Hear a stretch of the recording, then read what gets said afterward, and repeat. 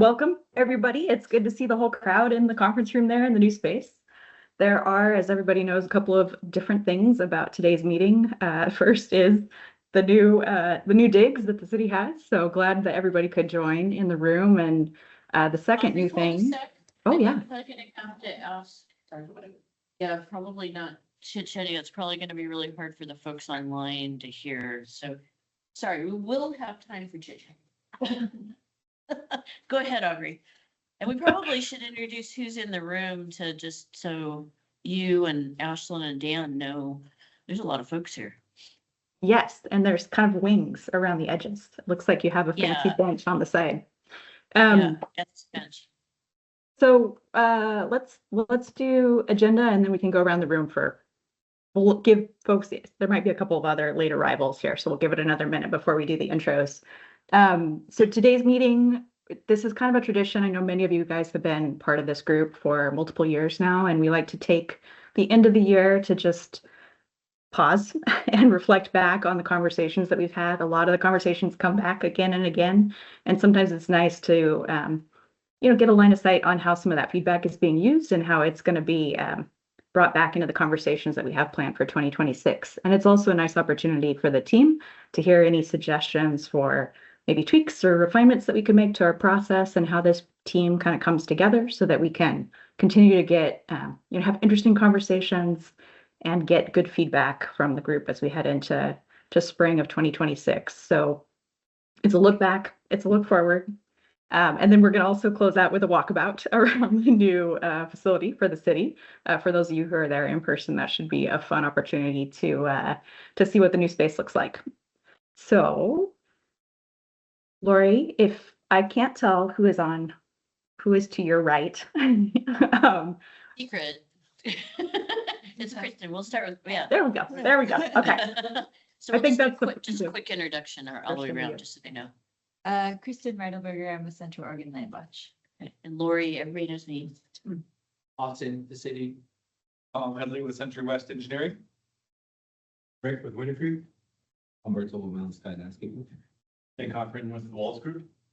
Shannon Ostendorf, Deschutes County. Angela Henson with Mount Sky. Brian Wilkinson with Cast Engineering. Mike Zabo Landscape Architecture.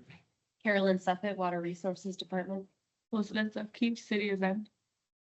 Julie Lally with Water Sources Communications. Dan Moran, Public Works Communications. Julian Offner, Policy Analyst here in Water Services. Hey, that's it, Aubrey. Awesome. And Ashlyn, you want to say hello? Yeah, I'm Ashlyn Gribsko with Polished Homes Developer. And Dan, I think everybody knows you. Morning, everybody.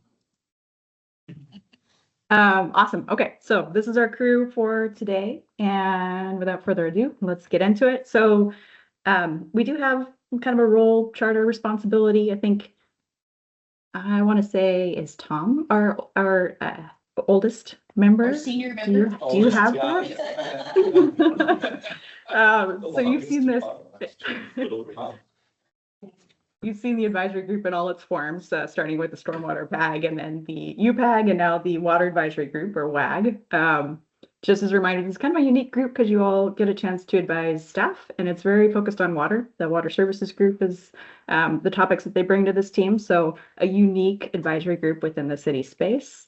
There is a kind of, as folks have been following along, the improvements to the city's website, our location for our meeting materials has moved around a little bit, but there is a live link to that here in the slides. And we always post materials if you haven't been able to join a meeting or you want to share it with somebody else too. As an FYI, that still exists. Timing of our meetings, we are thinking of keeping this the same format because it seems to be working for most folks. I know there's a couple of people who aren't always able to join or some who are able to only join midstream.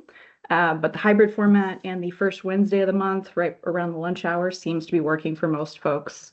So we just want to give a heads up. That's still the plan. See if anybody has any thoughts on that. Generally working for folks. Everybody's here, so that's good. A good sign. Yeah, it's for the folks that are here, it's working. Right.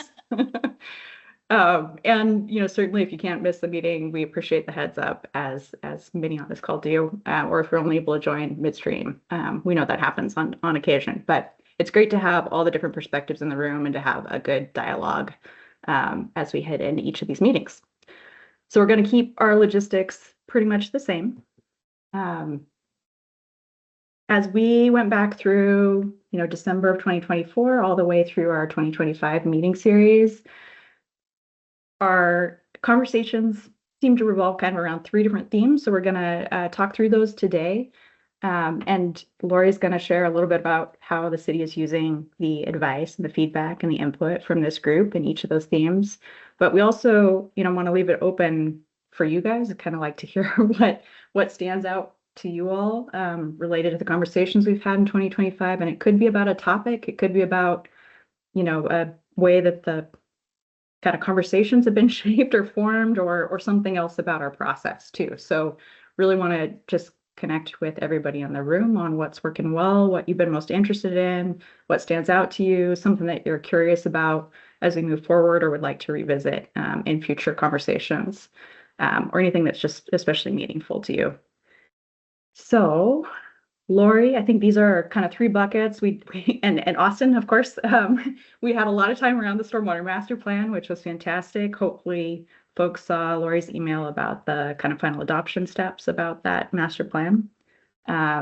We spent a good amount of time on drainage and density, including, many future topics are planned around that as well in 2026. And then, of course, the water conservation program with Dan were kind of the 3 spaces that we felt like we spent a lot of meaningful time with this team, and appreciate the input that has been gleaned from the conversations, and want to share a bit more about that.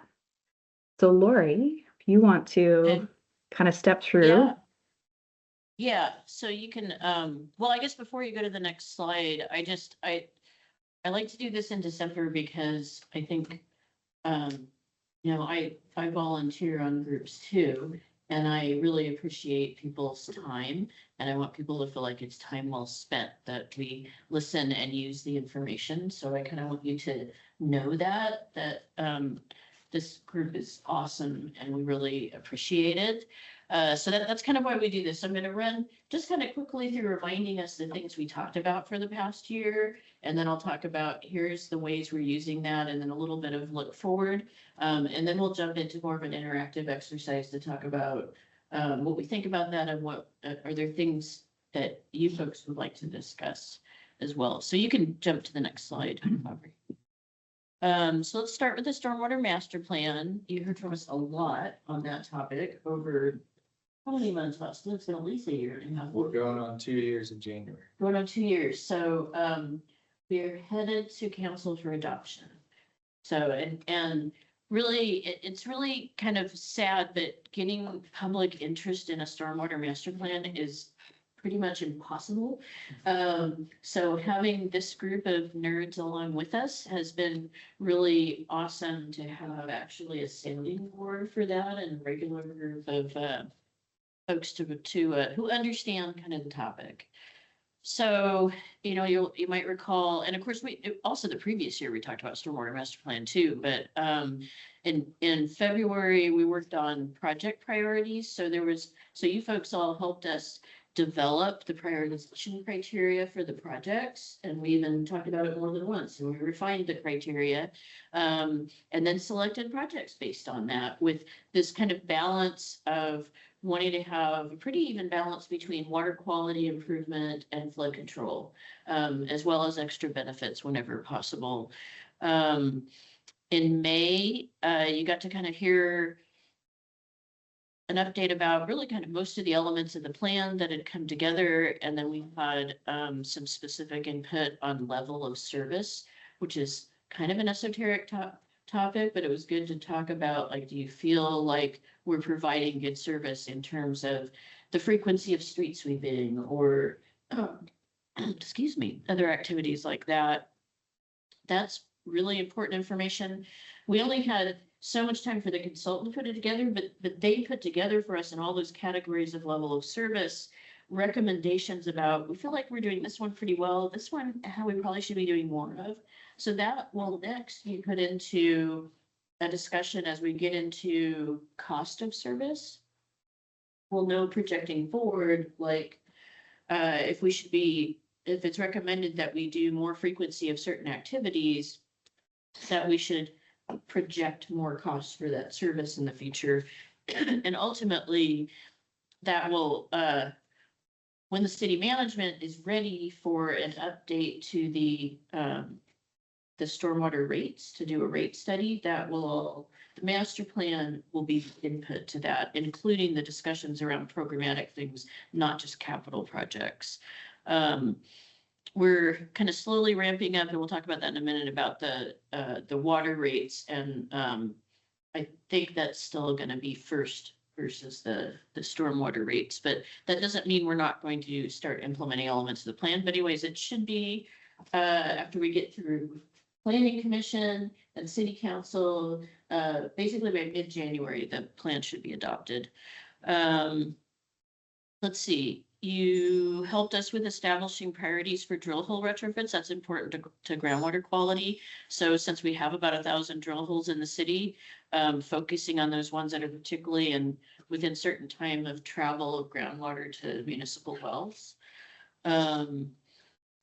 Let's see, climate change, we've had some fun discussion, and then really just recognize we don't even have good data on what storms are currently like. And so that the first thing we should do is go collect better data. And so we're actually working on that, on getting some agreement stations set up. And then that will lead to updating design standards and looking forward. And then, of course, we had some great discussions about drainage and density, and I'll talk more about that in a second. So I think that's it on stormwater master plan. So we could go to the next one. So related to that, drainage and density, which is kind of a master plan topic because it was a policy we talked about, but it's also, in a lot of ways, it's kind of development standards. And it was really helpful to get your input about what should we focus on here. Seems like the city's been talking about drainage and density for at least 10 years. Tom could tell us how many years. It's been talked about since the beginning days. Yeah, so we all know it's an issue. We all know that things are getting denser. We all know it's getting to a certain point of craziness to assume that stormwater can be handled on site on all the teeny tiny lots. But we seem to just circle around the conversation. So what I'd like to say, it was great having the discussion about, okay, let's pick the things to move forward on.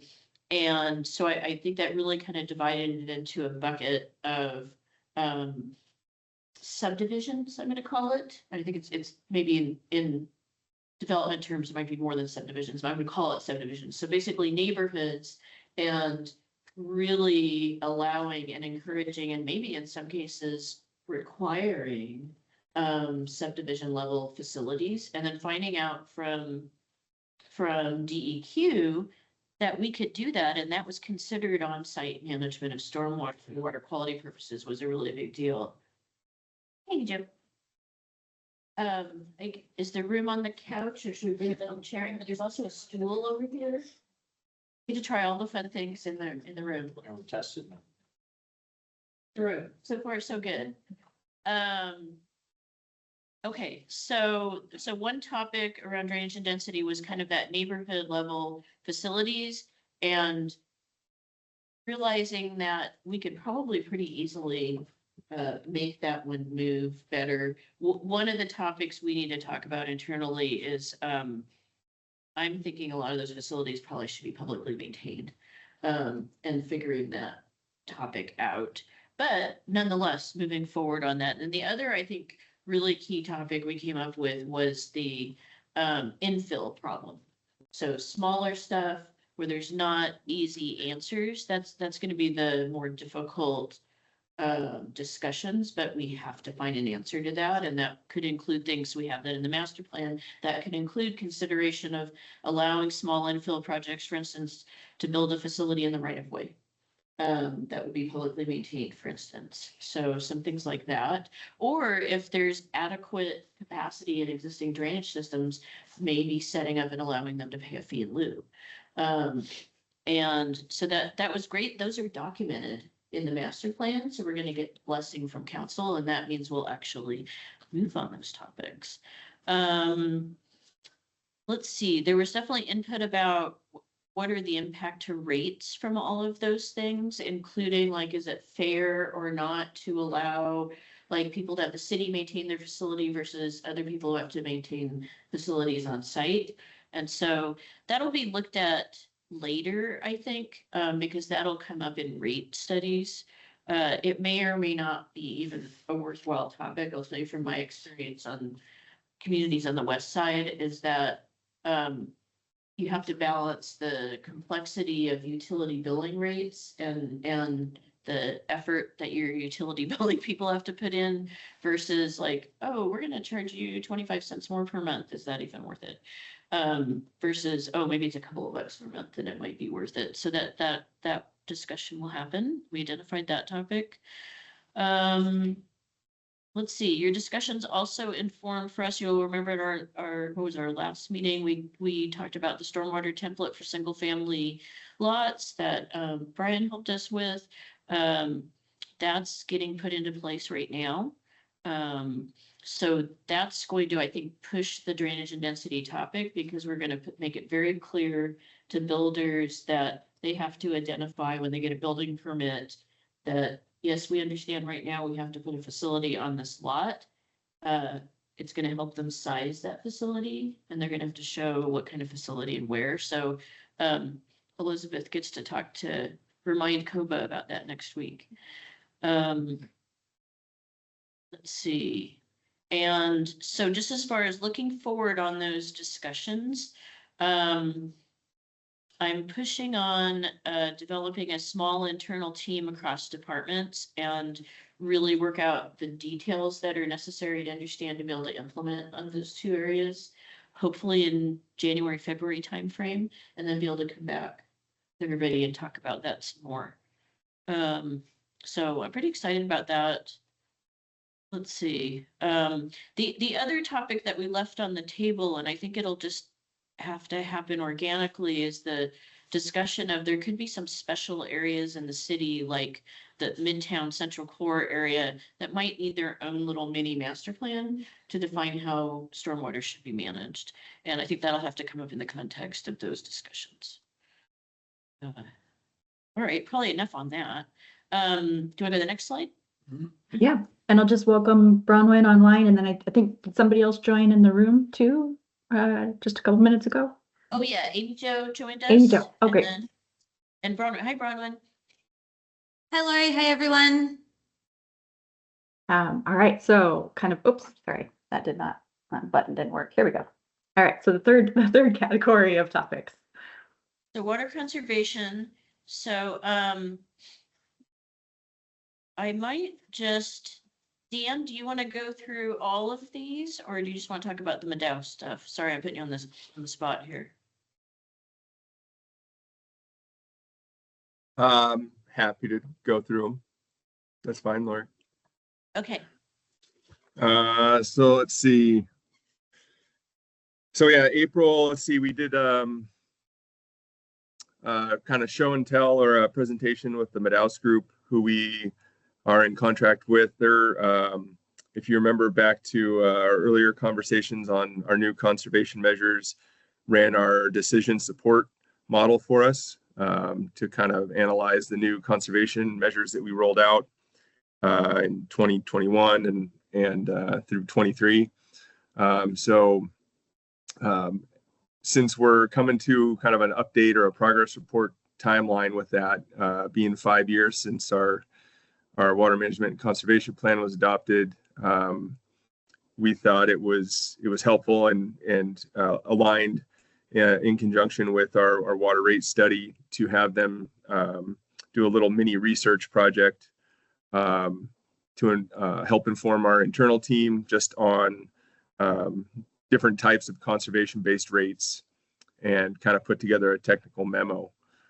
So in April, we had them present kind of on the topic.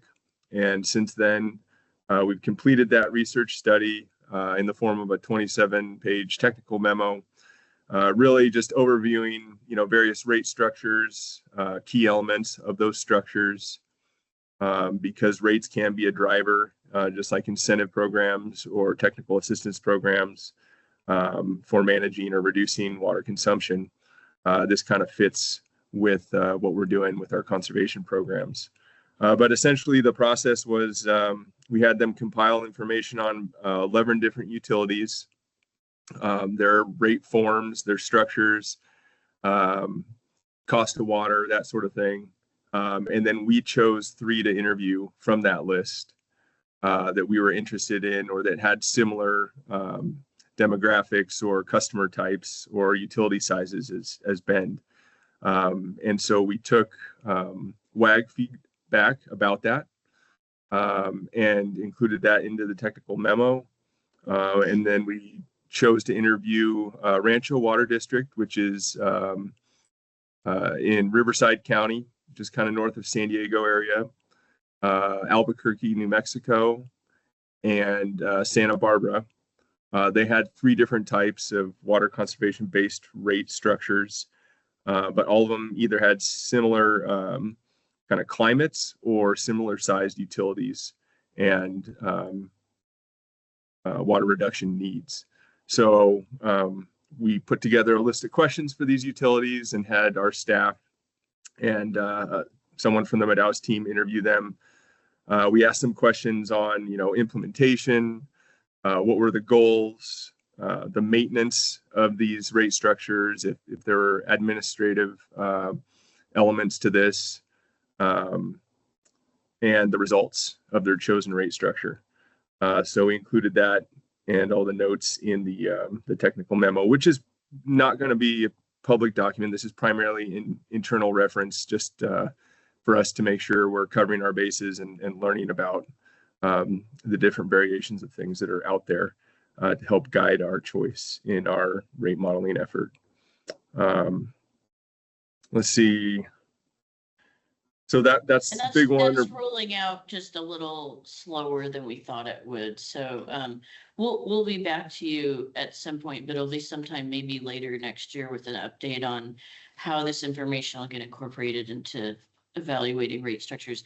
But the council has a lot on their plate right now, and there's concerns about affordability. We have the transportation utility fee that got rolled out and all of that. So it's just going to be a little slower to look at rates, but this is important to us. So it'll be coming. Thanks, Lori. And then June, thank you to everyone who participated in the tour over turf. That was a fun event, and I think was really helpful for us to collect that feedback and to kind of discuss some of those challenges for us. And then, of course, October, we talked about management of those public spaces going forward. Got some good insight from the team and from this group about, setting priorities, collaboration opportunities. We are keeping that discussion going outside of this group too, just collaborating with our Firewise folks at the city and our emergency management folks to kind of have a collaborative approach to some of that outreach and messaging and really dial in what that message looks like so that our customers and our community can really understand and implement those practices and kind of know what the next steps are for them. Let's see. I think that looks like all the bullets you got on there. Any questions or comments on that? Maybe someone who missed the topic or. Okay. So you did good. Thank you. Yeah. Okay, thanks. Aubrey? All right. I was just going to note, feedback from past conversations with this group is, hey, we'd like to hear a little bit more about groundwater. So we tried to do that with the Stormwater Master Plan. We're interested in this fire and water conservation kind of interface. So we tried to do that with the tour, have more tours. Today is an opportunity to get out and walk around. So we are trying to listen and react and respond to some of the different kinds of feedback that are, whether it's about the way we frame the conversations when we get together or the topics that we bring to the table or having other kind of outside perspectives join us to trying to be responsive to that. So hopefully you all have some ideas for us today, or some, this is going well, keep it up, kinds of points as we look forward into 2026. So we do have, as you may have noticed in our meeting roadmap, look ahead in the agenda, some ideas about what our topics for the spring set of meetings might look like. Those are on the screen here. And maybe Laura, you want to talk through these too, but I think Sure. Yeah, okay. I'll let you go. Okay, yeah, so January, Dan mentioned how he's having help from his consultants at Madaus to evaluate how we've been doing with water conservation implementation. Like, how does it compare to what was projected in our water management conservation plan? And so we'll have some information to share from that analysis in January. So I'm excited about that. And then also 2026 is the 100-year anniversary of our water source. So that was when City of Bend started using surface water from up in the Tumalo Creek system, Bridge Creek. That was 100 years ago next year. So we're very excited about that. Ann and I are working with some other folks and a consultant to help us lay out a campaign for a year, because I don't want to miss this opportunity. There's still, even though for as much as we try, there's still such a lack of knowledge in the community about our water sources and about water quality and about all the things they can do, and just good stuff to know. So it's like, let's take this opportunity in 2026 to really let people know more. So more to come on that in January. Very excited.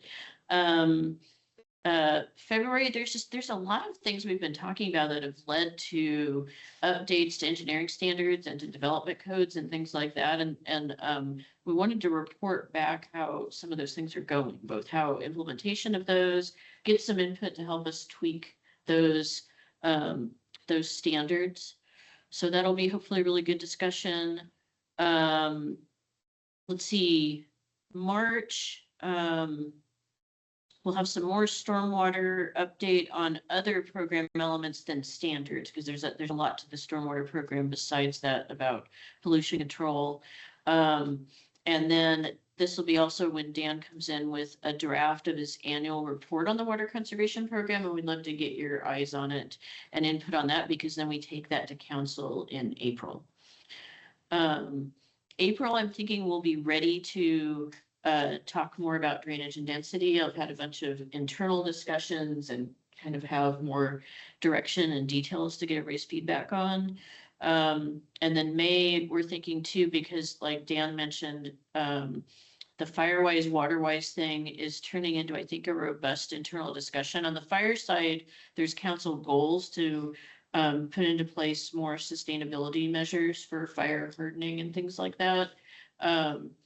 There's several efforts going on to gather information from other places, and we're working to make sure Waterwise is inserted in those discussions. So like I always explain it as it's quite common to see these like Firewise publications that have some really good words in them also about the type of plant materials or something to use around your house, but the picture always shows like a green lawn around the house, and it always kind of drives me a little nuts. So just like thinking about what are the pieces that not only combining the information and thinking about standards and codes, but thinking about what are the templates or the informational pieces that could help people think across those topics, because they're all really important. And also combined with that even is urban forestry too, because we now have an urban forester and we're thinking about canopy. And sometimes when you're talking about canopy, but then the fire folks worry about the trees. And yeah, so I believe we can have all those topics work together. And then June, of course, we'll have another tour. I don't know yet. Maybe everybody will have good ideas. And then we'll keep on going from there. We'll take the summer off and then come back in the fall. Those are things I'm thinking about, but it'd be good to have a discussion about what you guys think. So like Aubrey has some slides for that. We also had kind of some things that we've been keeping in the hopper that might be longer horizon, some of which have already come up. So water rate study, stormwater rate study, stormwater design standard updates, kind of continued coordination of Waterwise, Firewise, And then the water conservation, using that data to refine how that program operates moving forward. So the annual reporting informs the next cycle of water conservation measures that go into place. I guess we just kind of want to open the floor too of like, what conversations this last year have been most interesting to you all? What really stands out? What's on your mind that you'd love to hear a little bit more about if it's not on this list already? I guess any reactions to this list that you all want to share? We'll just give it a little bit of space. I think this looks great. I think coming from the development side, something that we can struggle with is, like Lori said, tying together all of these different efforts, like trying to stay water-wise, fire-wise, stay within the landscaping codes, and then also try to meet density. And so I'm excited that that's on the list. Thank you, Ashlyn. Yeah, it's this isn't about meeting multiple objectives, but I think that Yeah. the really interesting thing about this group is just the diversity of perspectives that come to the table, so we can have kind of those nuanced conversations about where things connect and tie together in a way that is based on the experience that's in the room and the expertise that's in the room, which is one of my things that I take away from these conversations.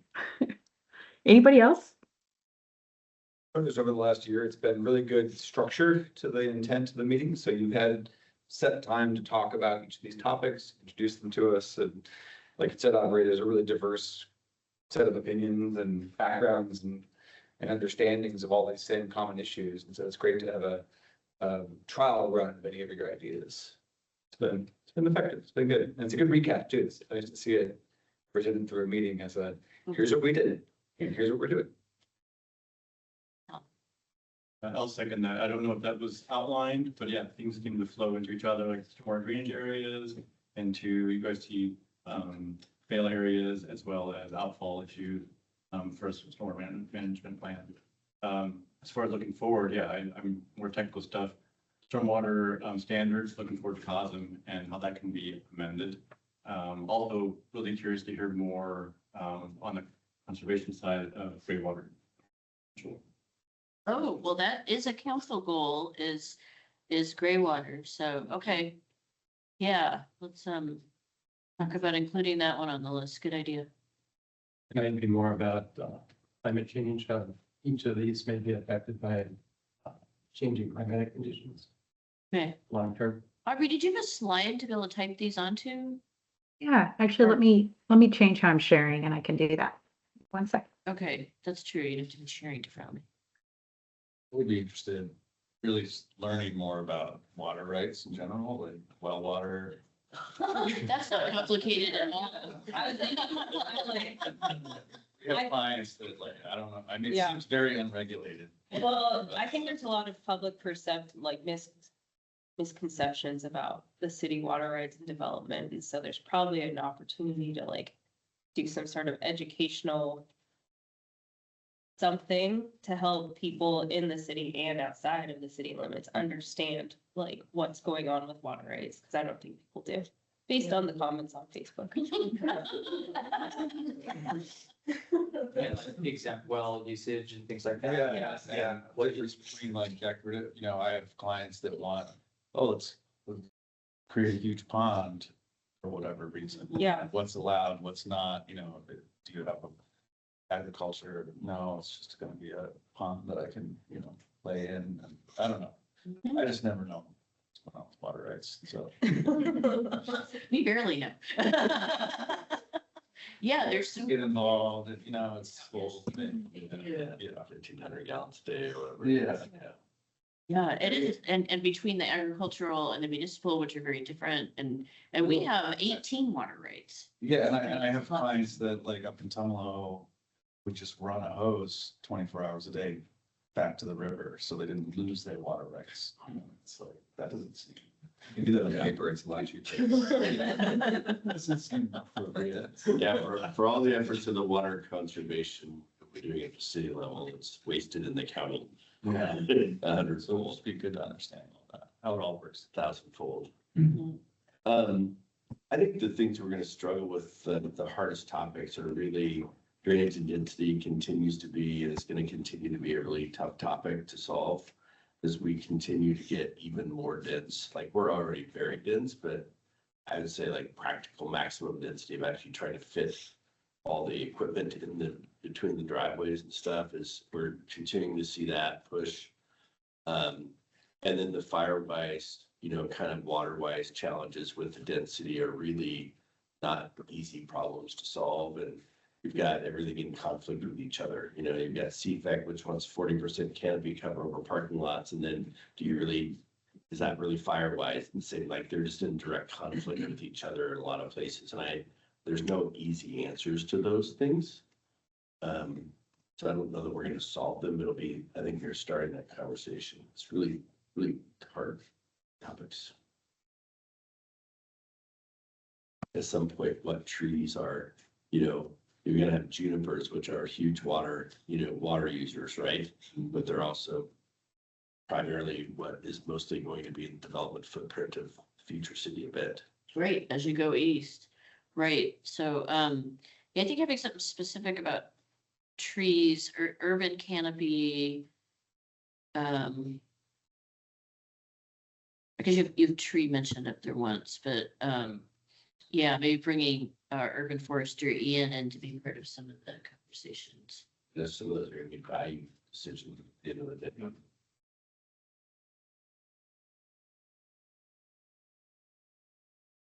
It's already on the list for 2026, but I appreciated the continued commitment to groundwater quality protection through the lens of stormwater quality.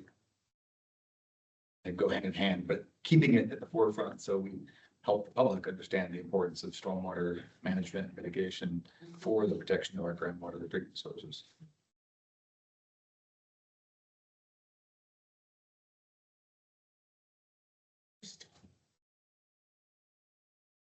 All right, so folks can About keep, the new agri-pet stations, because we don't do a ton of 1,200 seats there. You have to sample after certain rain events. Well, if you're only looking at the airport, like there's no, Yes. that doesn't relate to anything about what happened on or anywhere near your site. And so having some more resources and data, I think is great.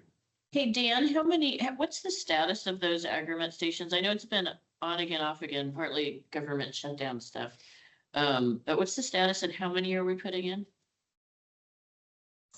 We're working on 4 additional ones, Lori. So we've got another one on the west side up at the Aubrey project.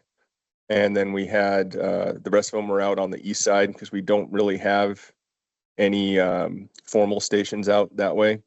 And it's definitely a different microclimate out there, experiences different weather, even day to day. So yeah, but the status is we're looking at probably end of next summer. We're working with the Bureau of Rec, but it's just kind of iffy with the federal organizations right now. And essentially our contact got her workload doubled. So she's doing the hydromet and the agrimet work right now. So slightly delayed is where we're at.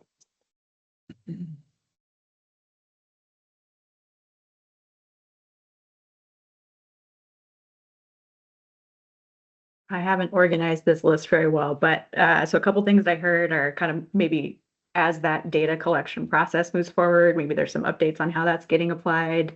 That kind of fits into the climate planning, but that's a broader conversation too.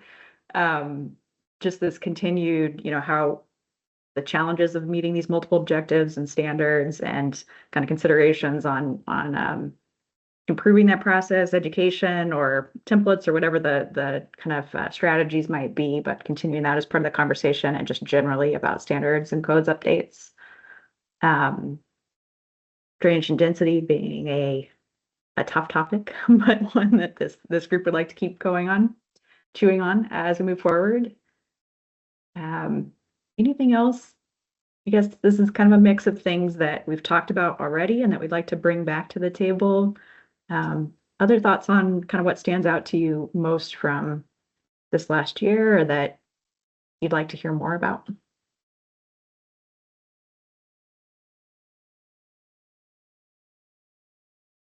Maybe Shannon, can I pick on you since you are one of our newest? You're not new to this kind of space, but.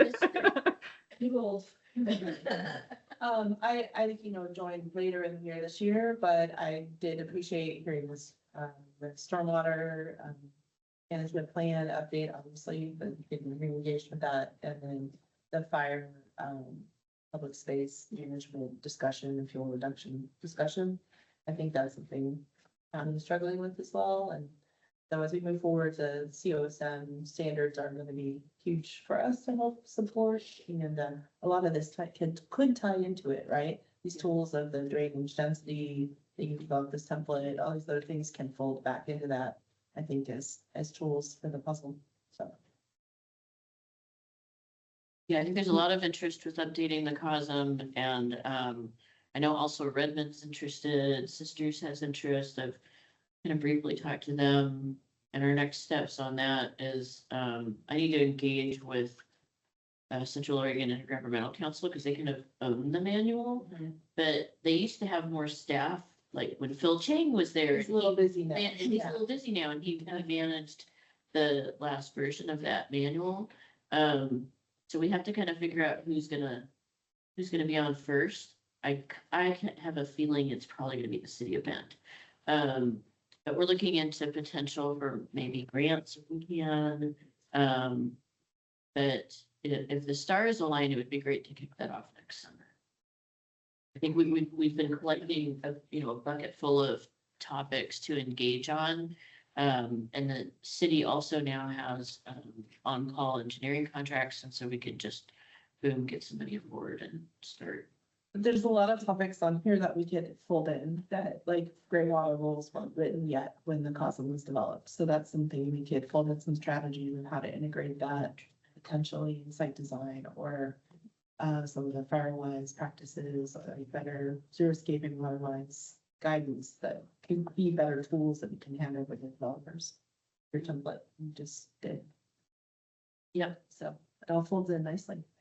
I know the stuff all overlaps. It's amazing. Yeah.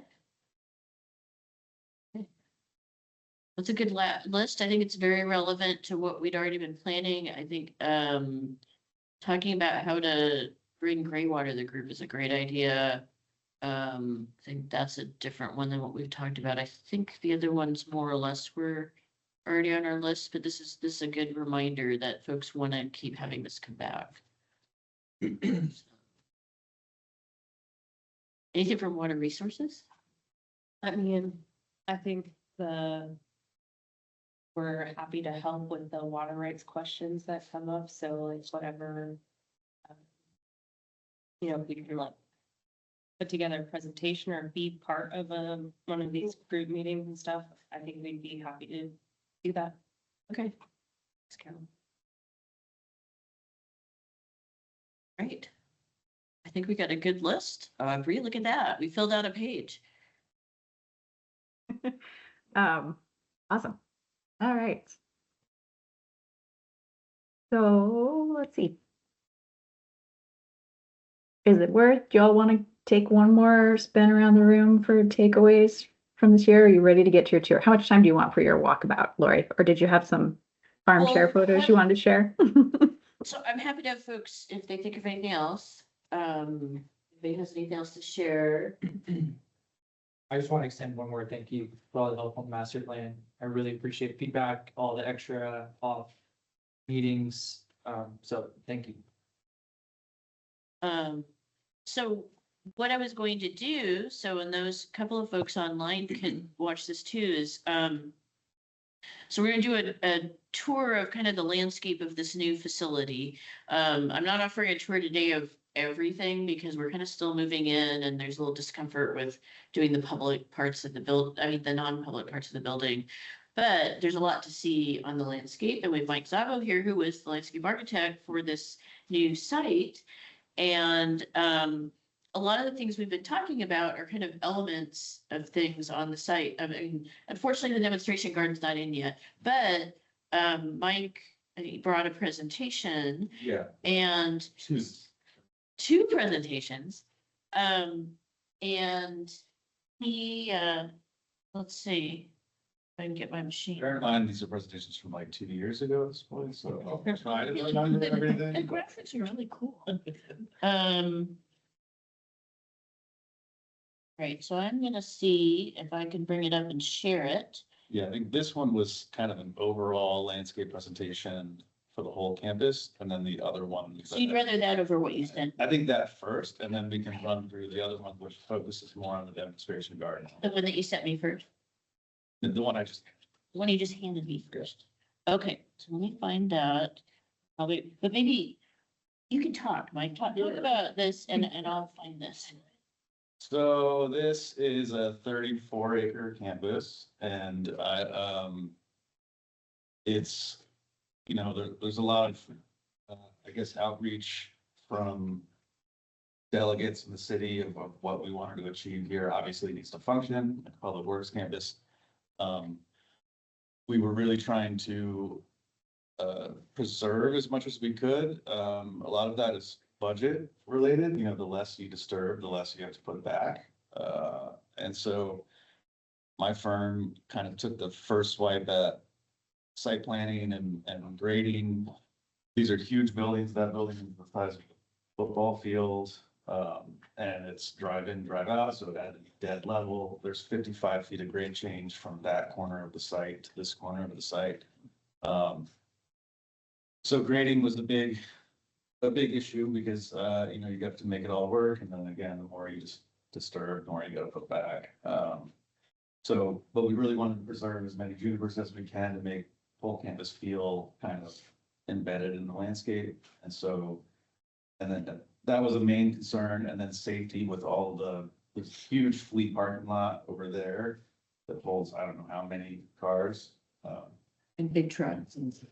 Yeah, and, Yeah, this place is massive. and then this north-south road here is just constantly with truck and everything going on there. So the goal was to create a campus that pedestrians and vehicles never cross between these three buildings. So from a layout perspective, those were kind of the goals. And then of course, there's, you know, solar orientation and all the other things that, you know, we have to keep in mind. But, so we started there with how can we lay this thing out? So it's the safest we can, and then disturb as little as possible, preserve as much as possible. So we did preserve like 400 plus of the junipers, which was nice compared to next door where they, I don't think. Them all. And that really helped. And then, we really, we had hydro seed in some areas, with above ground irrigation. Some of it's done, some of it's not. You'll see when we walk around. But it, you know, for $130 million project, our landscape budget was like less than 1% of that. So, you know, but it's a big campus. So in order to get our budget within that, we had to really work on, it was really a grading project more than anything else. So Here we go. this is an overview. This was done kind of one of those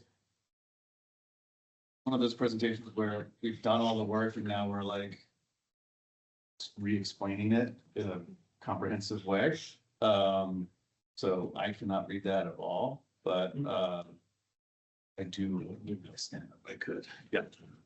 So we wanted to create a sense of place, preserving the existing natural features of the site, including the topography. There's some significant rock outcroppings, and then preserving as much native vegetation as possible. Restored areas would be done with temporary irrigation above ground, so it's removed in a couple seasons. Predominantly, we were incorporating drought tolerant and regionally adapted plants.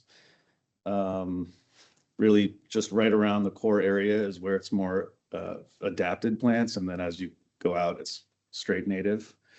Conserve water use by using drought tolerant plant species and weather-based high efficiency irrigation. Incorporate environmental education opportunities for the community, the demo garden essentially, and create outdoor spaces for a variety of meetings, sizes, including large flexible space like this courtyard, and then smaller impromptu meeting spaces like these little seating nodes throughout the campus. I think for scale, you know, note that, folks could see where my little hand is. That's where we are now, right? We're right here in this. This little, in this building. So look at the size of that versus everything else. I mean, the operations building is massive. A lot of stormwater being generated off of that roof. And we'll talk about that as well. So anyways. And so, you know, one of the things that was nice was this area had already been, I don't remember how much of it, but a generous portion had already been cleared and used for stockpiling, for, I guess, when they were building Cooley, maybe. So it was like, okay, well, that's a big, you know, cleared space already. Let's put the biggest thing we need there, which was the parking lot, right? So that helped. So yeah, I guess, sorry, I've been looking at this site plan for 4 years. You guys probably have never seen it. So this is warm vehicle storage, which is this building right here. This is that north-south main route. So you enter on Talus and come, and it's exit only on Cooley. So the idea is it's trying to be one way all the way through. At least it's two ways, so that you can go out this way, but once you get past kind of here, it's just one way out. The idea was we didn't want trucks, you know, big trucks and everything trying to turn left out of Talus, so it comes in here and exits here. Obviously the regular vehicles can go out either way. This is fleet maintenance building, so that means all these cars that park out here, they can all pull in for maintenance. This is warm vehicle storage, meaning vehicles that need to be stormed in warm places. I didn't really dig in. But it's just I mean, I guess we're not going to walk in, but it is like the. Well, when we walk out on the patio, we'll be able to get a view. You'll get a feeling for the massive size of that building. And then we really wanted to preserve as much of this as we could so that these buildings kind of faced, or especially the headquarters faced into this kind of natural preserved area. So you have this courtyard of just that hasn't been touched. And then you can see the pedestrian circulation between the buildings here. So you can always get to these buildings just through this courtyard. And then this is kind of the main plaza space. They call it the intersection. I think the intent is that people run into each other, have impromptu discussions about what they're working on. And then we preserve this big rock outcropping here and some in through here. But this one, we even created a few little seating nodes that we can go take a look at. They're very informal, supposed to look like, you know, a national park kind of a thing, just a place to sit. So I think the next slide shows the landscape zones. So we preserved 73% of the site, which is the kind of light chartreusey color. You know what that means, chartreuse? I'm learning not everybody knows that either. Then 18% of the site we're just restoring. And that's with some custom hydroseed mixes that Rick helped us with and temporary above ground irrigation. The blue areas are the more enhanced plantings. So it's basically means container stock and permanent underground irrigation. And then 1% of the site is the demonstration garden, which is that island right there. And I'll talk more about the demonstration garden. See this one. That I went the wrong way. Okay. Sorry, I should have brought my mouse. So the preserved natural areas were generally consisted of old growth juniper, native bunch grasses, bitter brush, and lava rock outcroppings. And then sorry, I realized I'm running your way. The native restoration palette, again, this is the hydroseed, so it's mainly just bunch grasses. I think in the end, we did add a little bit of bitter brush in it because the areas started getting so vast. We wanted something with a little more height. Well, we're gonna be in it. There's a lot of popular. Yeah.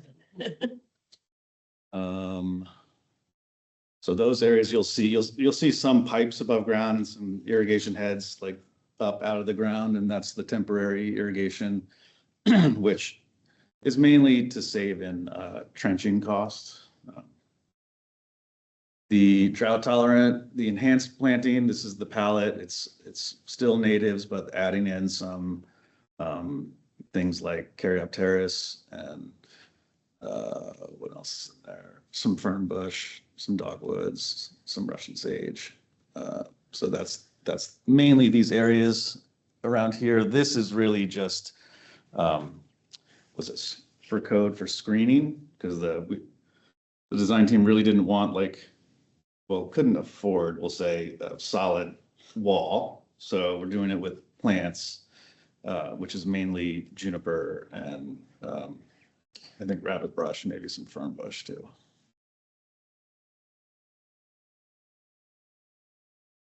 And then, let's see. Again, I'm sorry. And then there's the demonstration garden. This was the initial concept. How many sheets are there on this one? Is this the last? Oh, there's 7. Oh, so this might have, 7 of 12. this might incorporate the other presentation. Yeah, it's looking like it. This is definitely one of them. Okay.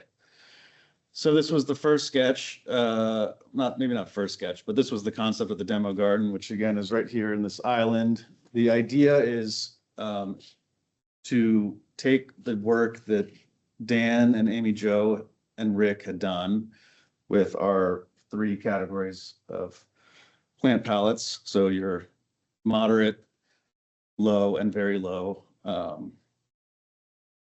water use plants, and kind of group them. I think the next sheet will show the groups, but essentially have this be a bit of a residential layout, hence kind of the curvy lines and everything.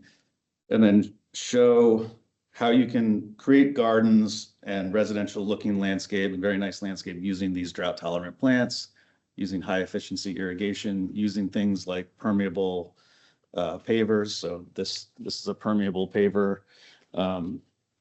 Walkway, using things like decomposed granite or quarter minus gravel for walkways.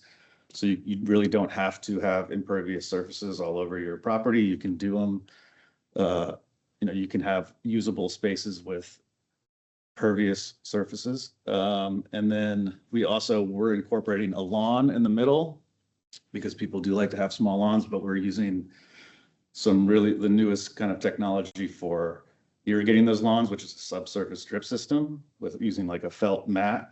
So what happens is that it's drip and it goes into the mat and then, through capillary action kind of gets up to the roots. So you water it from below essentially. And then this whole zone is going to be, I think there's 5 zones. So there's the next one, I'll remember which zones are what, but there's lawn, which is the highest water use. And then there's the 3 different other water uses, xeric, very low, xeric, low and moderate. And then the trees are also on their own irrigation zone. And then we have flow meters that monitor all of that. And then the ultimate goal is that there'll be a screen in the lobby here monitoring the water use. So you can go see how much each zone has used over the course of whatever, the year, 2 years. We'd love to figure out the technology on that, but yes, that is the goal of real-time data. So the infrastructure is in place. The screen, I don't know, that's you guys. And then trees. Now, as Rick knows, through the submittal and process, some of these changed, but I can't read any of those, to be honest with you. But we're using basically choke cherries in the parking lot, Rocky Mountain juniper. You can't really get Western juniper, which is our native. I think Ron told me he found 2. But we're using Rocky Mountain junipers throughout the site.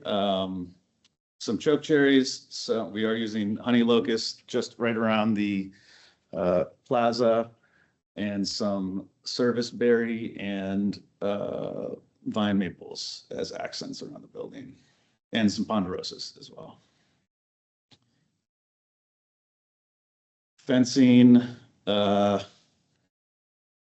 We need to talk about it, but this is the kind of fencing we You have to have fencing around a public works area. better than chain link. Even chain link, definitely. So we have some amenity spaces, our large HQ patio here. We kind of have a small upper patio that you'll see that has a solar powered shade structure that is intended to also be kind of a stage for functions and presentations. So it's kind of facing this way, which then also these doors open up and kind of faces inside the HQ building.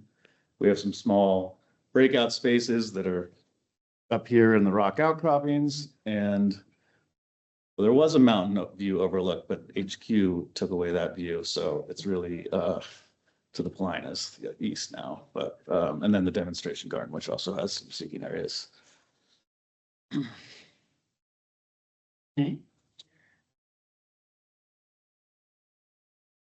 These were some renderings to show them. This was again before it was built, so we were trying.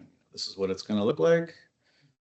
Yeah. Looks pretty accurate. And then it would be that other presentation does have some good stuff for drainage and Over the stormwater stuff. Yeah, yes. right. So that one, tracing that.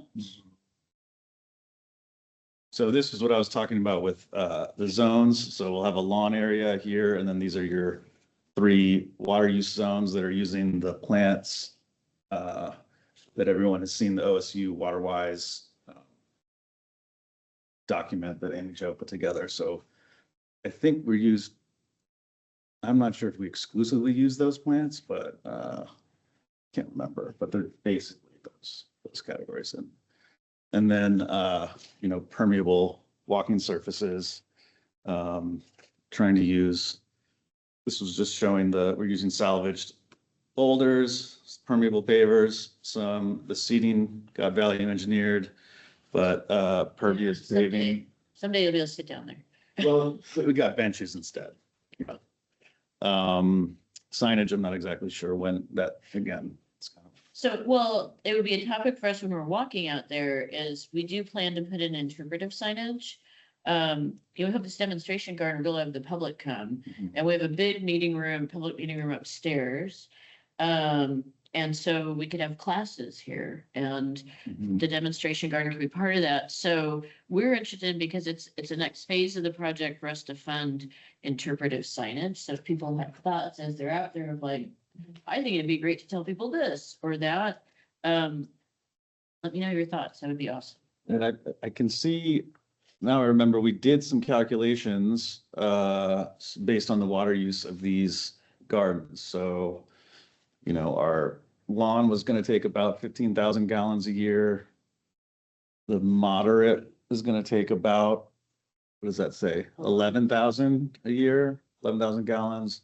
The low water use will be about 5,500. 156. And the xeric is maybe 1,000, then that's probably just for the trees that are going to stay on permanent irrigation.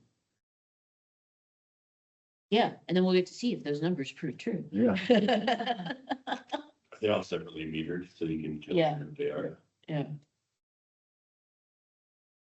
So then we got into stormwater, and we were trying to figure out how to drain the site and these buildings and the impervious surface. And I'm happy to jump in on some of this because, so Elizabeth and I were really big on wanting to have demonstration stormwater items because the original concept was a bunch of dry wells. And the heck, we have this huge site. Let's just use the site for the stormwater. So we got, most of those dry wells were removed. I think about half got Site removed. plan.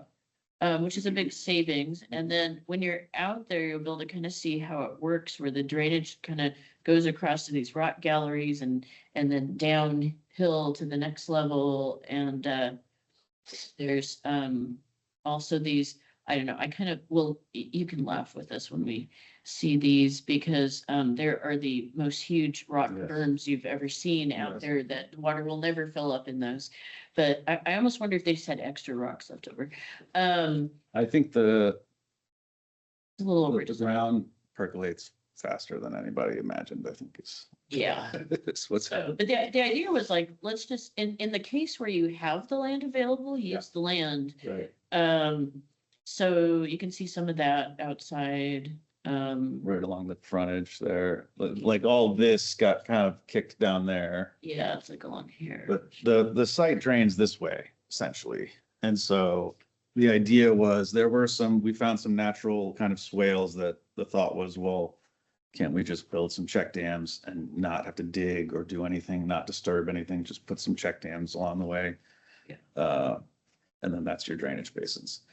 So I'm pretty proud of that. Unfortunately, the building has internal drainage from the roof, so, because we were like, let's disconnect the downspouts, and we didn't get that one. There's more direct disconnect out of the operations. Yeah, More yeah. about- You can see it. But the other cool thing here, we tried to get, so I'll just explain, not all of the, there's costs to a lot of things. So we didn't get everything, but the idea was to have trees in the courtyard using Silvacell technology, which I realize this is blurry for some reason, but Silvacells are basically pedestals. So normally when you have paving of any kind, concrete pavers, you have a base, a layer of base rock that stabilizes everything, and then you pour your concrete on top.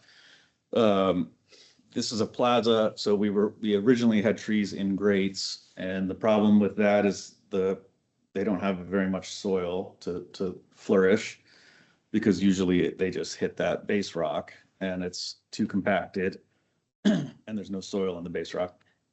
So their root structure is contained to just the size of the tree grade, and that's why you go to like Northwest Crossing and those trees are always like the same size they were than when they went in 10 years ago. So Silvacells are basically like a pedestal system that provide the structural support. So you basically put them in, if you can fill it with soil, you can do all kinds of things, but this was going to be filled in with soil, and then you cap it with their topping, and then you can pour your concrete on top. And then what it does is the roots can have soil that they can go out underneath. So there's really no limit. Yeah. And so that was what these green squares were going to be. Ultimately, those got value engineered out and the trees moved up into these planters here. But what we did maintain are the structural soil areas. So often when you go to these big parking lots, same kind of things happen. When they build these parking lots, they'll just fill the whole thing with structural fill, which is basically just compacted gravel. And then they'll maybe scrape out these little planting islands and put in some dirt and plant the trees. So what we had them do was take each adjacent parking stall and install something called structural soil, which is essentially larger aggregate. Forget how big, maybe 2 to 4 inch. Like dirty rock. It's like small riprap / large aggregate. And then, but you mix it with compost and soil and biochar. Biochar is really good for moisture retention. And so essentially the big rock still binds together and provides the stable surface, but in between the rock and all the little gaps, which we know from drainage calculations is like 40%, something like that, there's soil. So now the roots can still kind of squeeze through. And so the idea was on the south side, these are 2 different terraces of parking lots. So on the high side, we would have the structural soils. These are all going to be the same tree. They're all choke cherries, and they're all the same size. And so on the high side, we have the structural soils. And then on the low side, we had infiltration fingers, I guess you would call them. It's a new one, infiltration fingers. There you go. Rather than the cousin. So basically all the drainage is going to hit the curb here, go into these fingers in each one, and then percolate into the soil for some it's really an added benefit during the winter for these trees. And so hopefully in 10 years, you can kind of look down and see which system works better. Yeah. If everything remains equal. So that was the idea there. And then same thing with, we just had all this space. So you'll see this one turned into just a massive detention basin, and this one doesn't drain at all. You probably have seen the standing water. I mean, it works because it can hold everything they need. No? I haven't seen the standing water. They did connect it to In the this dry one? well at the end. That's the high side though. Mhm. Yeah. They've been trying to, I think there's, some bedrock pan under there. It's not draining very well, but We're gonna go out when it raining hard. Yeah, Elizabeth. check it out. The one on the east side, there's never anything in it, so that one's doing well. I think you never know, all across the site. Okay, awesome. And then there's two more sheets. I don't know what they are. Let's see. Oh, and then some renderings. Yeah. The Ben logo got value engineered. Sorry. No, lame. Some We contractors. had to throw, Water Services had to throw extra money at this too. Oh, but we weren't throwing money at the logo, so anything that we weren't throwing water dollars at, I think got value engineered out. And then it came in well under, so on budget. So that's, I think that's the presentation for that, and we'll, those who are here will do, thank you, Mike. We'll go walk around real quick and see some of those aspects. Hopefully everybody brought warm coats because it is cold. And for those online, I'd say that's it, huh, Aubrey? Yeah, just a big thank you to everybody. It's been a fun 2025 year and enjoy the time walking around the new city campus. Ashlyn and Bronwyn and I will have another opportunity maybe in future to see the space, and once the demonstration garden starts taking shape would be pretty neat. So we'll catch you all in January and enjoy the time together. We can wrap it up. Thanks, everyone.